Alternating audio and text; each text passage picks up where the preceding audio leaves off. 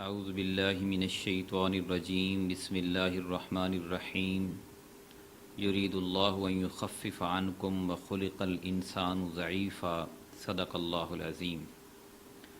سامعین کرام، سورہ النساء کی آیت نمبر 28 تلاوت کی ہے۔ یرید اللہ، چاہتا ہے اللہ، ان یخفف عنکم، یہ کہ ہلکا کر دے تم سے، بوجھ، تمہارے اوپر سے بوجھ ہلکا کر دے۔ اللہ چاہتا ہے کہ تمہارے اوپر سے بوجھ ہلکا کر دے۔ وَخُلِقَ الْإِنسَانُ ضَعِيفًا، اور انسان کو کمزور ہی تو پیدا کیا گیا ہے۔ جتنی بھی ہم نے پیچھے وراثت کے اور نکاح کے قوانین پڑھے ہیں، حسن معاشرت کے سلسلے میں اللہ تعالیٰ نے جو احکامات دیے ہیں، اگر ان پر عمل کیا جائے تو انسان کی زندگی سکون میں آ جاتی ہے۔ ایک دوسرے کے اوپر بے اعتمادی کی کیفیت ختم ہو جاتی ہے۔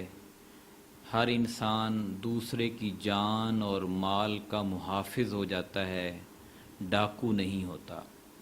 اگر یہ قوانین ان کے اوپر معاشرے میں عمل درآمد نہ ہو، نہ خاندانی طور پر، نہ معاشرتی طور پر، نہ سماجی اور حکومتی طور پر، تو پھر معاشرے میں ایک ناانصافی، ظلم اور بدامنی کی کیفیت ہو جاتی ہے، اور ہر انسان دوسرے کو شک کی نگاہ سے دیکھتا ہے۔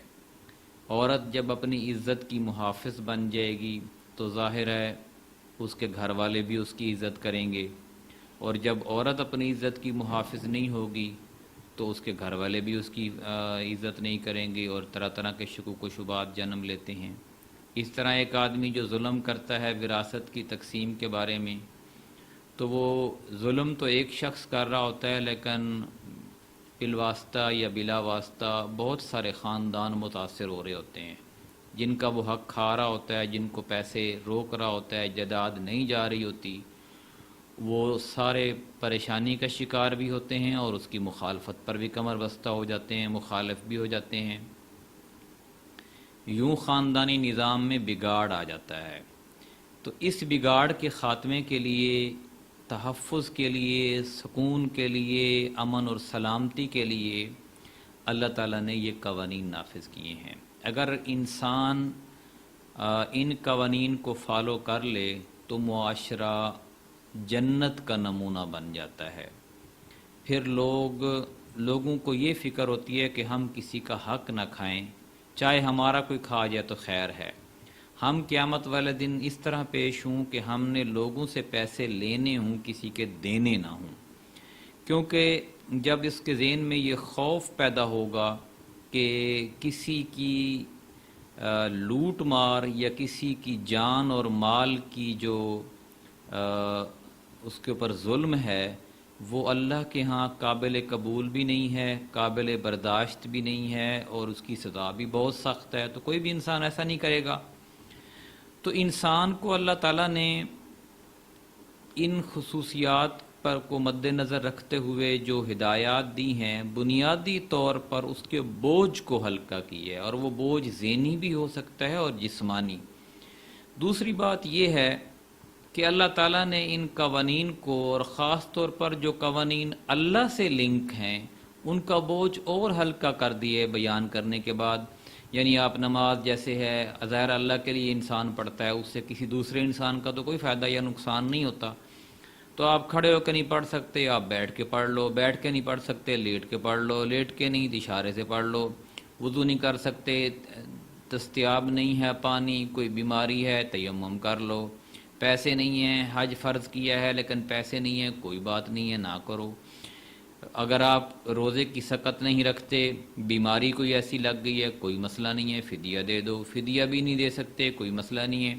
یعنی اللہ تعالیٰ نے اس ہر مسلمان کو اس کی حیثیت اور اس کی مال اور اس کی دولت اور اس کے جتنی صلاحیت ہے اس کے مطابق اس کو رعایت دی ہے کہ آپ اپنے معاملات میں جو آپ کو اللہ کے ساتھ لنک ہیں ان میں آپ تخفیف کر سکتے ہو ان صورتوں میں جو خود ہی قرآن نے بیان کی ہیں کہ آپ کو یہ مسئلہ آئے تو آپ اس چیز کو چھوڑ سکتے ہو، یہ مسئلہ ہے تو یہ چھوڑ سکتے ہو۔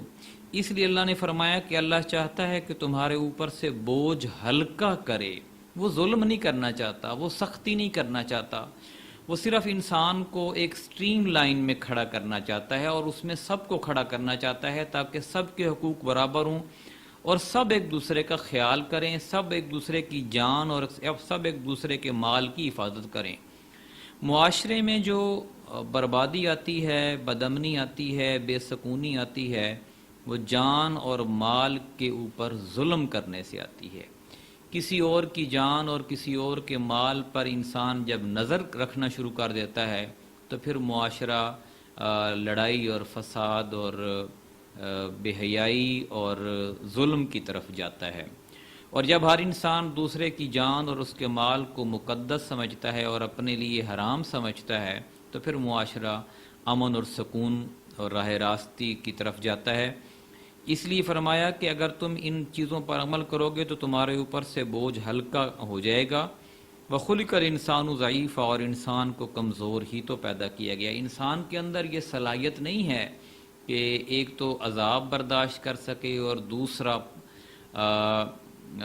ظلم برداشت کر سکے۔ انسان بیسیکلی کمزور پیدا کیا گیا ہے، ذہنی طور پر بھی اور عملی طور پر بھی، جسمانی طور پر بھی۔